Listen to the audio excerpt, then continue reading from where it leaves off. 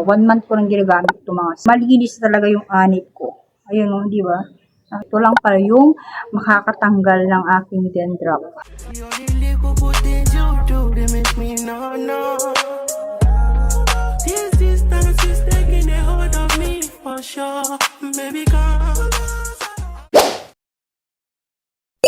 Hello guys! Welcome back to another video. Di ba before mga mami ko ay gumagawa din ako ng mga videos about sa mga dandruff. Sobrang dandruff ako ngayon. Kahit anong gamitin ko yung shampoo, conditioner, ay dandruff pa rin ako. Sobrang kapal ng dandruff ko. Alam mo yan, to the point na sobrang katina ng ulo ko kahit na naliligo ako, ganyan. Alam mo yung pagkatapos mo maligo, meron ka pa rin makikitang nakadikit na dandruff sa anit mo.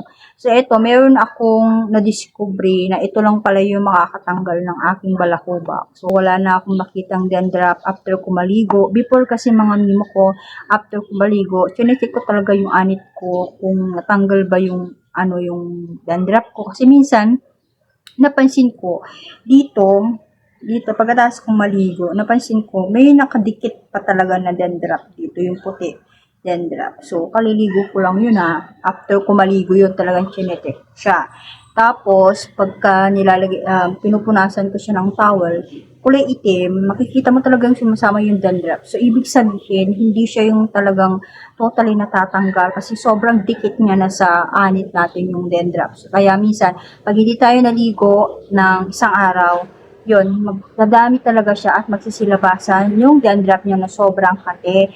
Tapos, kunwari hindi kayo naligo ngayon, naligo kayo kahapon, kinabukasan, hindi kayo maliligo ng ulo or hindi nyo siya shampoohan. So, dapat pag madandruff kayo, kailangan lagi kayong magsishampoo.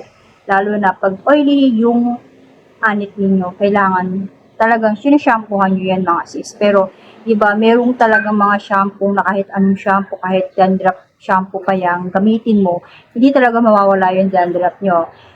Ito yung dahilan kung bakit hindi nawawala yung dandruff nyo. Kasi nga, yung dandruff is na sa anit mo. Kahit banlawan mo, mabuti yung anit mo, meron talagang matitirang sobrang dikit sa anit mo. Yun yung napansin ko dito sa aking anit. So, ito na nga yung na-discover natin.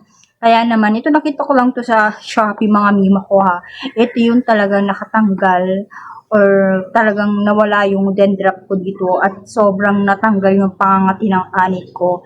Kasi minsan, pagkaligo natin, maghapon, pagdating na ng hapon or gabi, mararamdaman mo na parang, di ba, makatikati yung ulo mo. So, parang umaano na naman yung mga dandruff natin, no? So, ito naisipan ko, tinry ko tong gawin, baka sakali, ayan, ito siya mga sis. Yes, ito yung nakatanggal ng dandruff ko. Itong suklay na to, napakamura lang nito, mabibili nyo to sa online, so TikTok, Shopee, hindi ito matigas, ayan, hindi siya matigas, silicone siya. So, ito, pag nasi-shampoo ako, ang ginagawa ko ay, ganun lang, gaganunin mo yung anit mo. Yan. Pagka mabula yung buhok mo, gaganunin mo lang siya. Yan. Tapos, diba dito kasi maraming dandruff dito sa aking tuktok. Yan. Dito, gaganunin mo siyang mabuti. Yan. Yan. Talagang matatanggal na yung mga sobrang dikit sa anit mo. Tatanggalin talaga yan ng buong gumagay mga sis.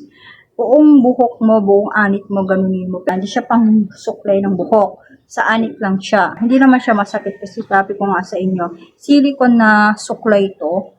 For anit talaga siya. Hindi siya masakit. Malambot siya. Ganyan. Ayan. Ganun siya. Ayan. Para mawala na rin yung mga dandruff nyo. Ayan. Ito, gamitan nyo ng suklay. Sobrang ganda nito. Sobrang matatanggal talaga yung mga balakubak ninyo. So, 1 month ko nang ginagamit ito mga sis. Di ba? Nakikita nyo, malinis na yung anit ko. Unlike before na hindi ko pa ginagamit ito. Sobrang dami dito. Kahit kakaligo ko lang, napapansin ko, nakikita ko na siya. Nakikita ko na yung dandruff. Ang dami ko nang ginamit na shampoo talaga noon para nandito sa dandruff na to para matanggal yung dandruff ko. Ito lang para yung makakatanggal ng aking dandruff. Sobrang laking tulong talaga nitong suklay na to. sa dandruff natin. So, kayo, kung marami kayong mga dandruff na matagal nyo nang pinoproblema o kahit anong gamitin yung shampoo or pang dandruff, hindi pa rin siya nawawala, i-try nyo tong suklay na to. Ayan. Lagay ko dyan sa aking description box. Hanapin nyo na lang siya para matry nyo na din. Guys, pag mabalahubak kayo, kailangan yung araw-araw mag-shampoo. So, yung ganito lang naman ninyo, yung may anit ng shampoo kanino. Wag na tong pinakadulo na to. Wag na yan. Okay? So, pag everyday, ako kasi everyday ako nagsishampoo. Dito lang. Pero dito, hindi ko na nilalagyan to ng shampoo. Minsan lang yan. Dapat, nakaano ka dito sa anit para matanggal nga yung dandruff. So, yun lang mga sis, yung ating videos for today. So, sinare ko lang sa inyo ito, lalo na sa mga nahihirapan na matanggal yung mga balakubak ninyo. So, ito na. So, ayan. Kung hindi ka pa nakapag-subscribe dito sa aking YouTube channel, do subscribe and click the notification para ma-update kayo pag may mga bago akong videos na i-upload dito sa aking YouTube channel. So, yun lang mga sis ko. Thank you for watching. Bye!